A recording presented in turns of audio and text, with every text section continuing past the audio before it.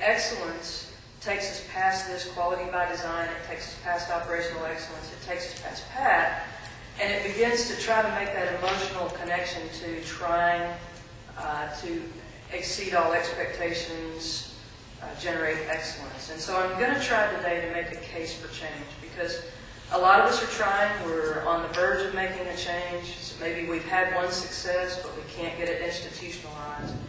So if you think about in business, there are opportunities for change, real step change, and these present themselves either intentionally or accidentally. When that happens, there are early adopters, and we've heard from some of those today. We heard yesterday morning, in fact, about an early adopter on PAT. There are what we call at Emerson fast followers, and then there's the latent majority. And occasionally in these activities we find what are called Ks, citizens against virtually everything. Are there any Ks in your organization? I'm guessing yes, because what we do now isn't broken, but we could do better. Which brings me to a story, and this is a GlaxoSmithKline story. I joined 12 months. I joined actually a week after the merger was announced. I joined Glaxo Wellcome, and the merger was announced, and it took 12 months for it to really happen. And on a sort of a Monday morning, everyone had blue logos on their shirts and their hats and their coffee mugs. And on Monday morning, they all needed to be thrown away and have an orange logo on Monday morning. And one of the phrases that was coined at the time was the difference between a burning platform and a burning ambition. And in GlaxoSmithKline at the time, there was a burning platform.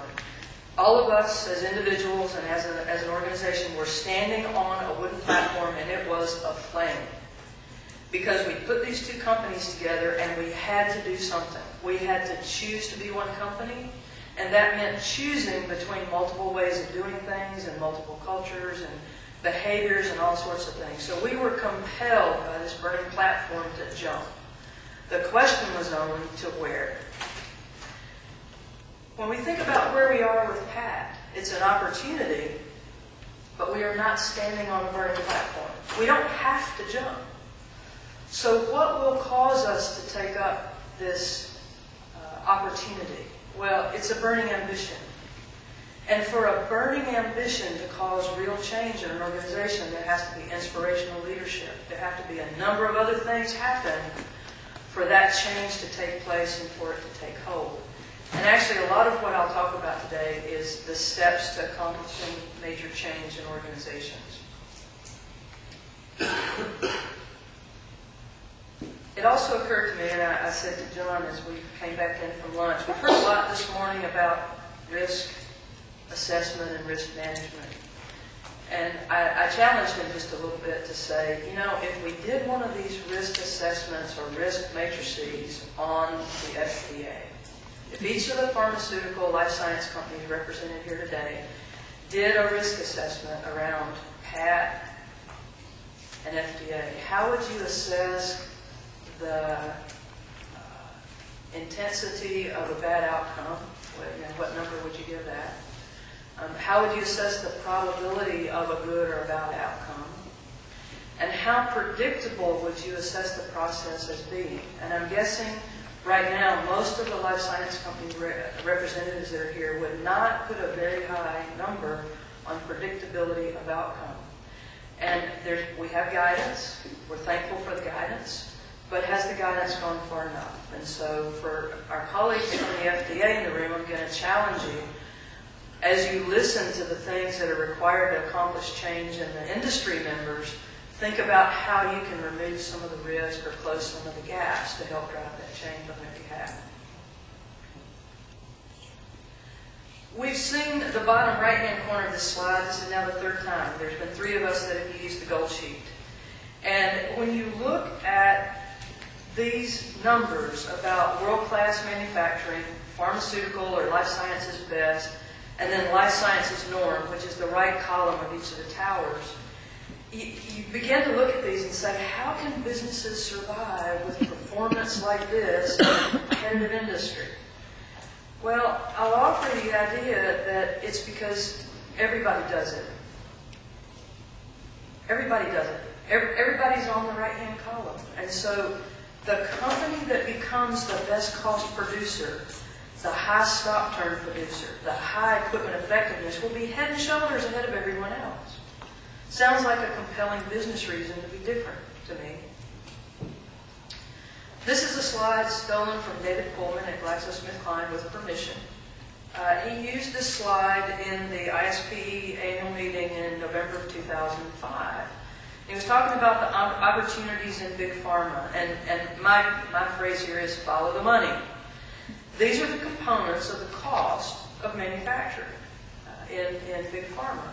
50% of it's material. And I'm going to offer you the thought that PAT will improve every one of the performance metrics on every one of these items. Materials. What would right the first time do for us? What would less waste do? The cheapest capacity in any of our companies is to stop throwing material away, either because it didn't test at the API stage appropriately or because something happened in the formulation. So we can affect the material cost with PAT. The second one is employment.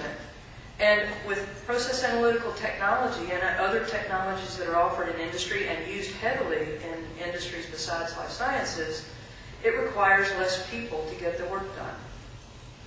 Now, sometimes it requires the same people, but those people can be doing something else. They can be optimizing processes. They can be driving quality. They can do other things. But in general, you can probably do more with less.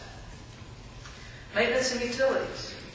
There are technologies today, and we're very proud to offer some of them, that allow you not to do time-based, condition-based, or preventive maintenance. It allows you to be predictive and to go and fix things just before they break, so you don't have downtime. You don't cause a ruined batch. In fact, you can validate the set points on all the instruments before you start the batch. So PAT and technology would help us in the maintenance and utilities. And depreciation. Technology can lower the first cost of any facility, and that goes directly into the cost of depreciation. So we have the ability to impact this through PAT. This one I took from my dear friend Ray Scherzer, who's now retired from GlaxoSmithKline, as the Senior VP of Engineering there. And both he and I came out of the Exxon organization. And he did this mass productivity, kilograms of product per kilograms of total inputs of raw materials, excluding water. And in refining, it's greater than 90% conversion rate. Bulk chemicals, 20 to 50. Pharmaceuticals is in the 1 to 4. Not really a stellar sort of a world-class performance compared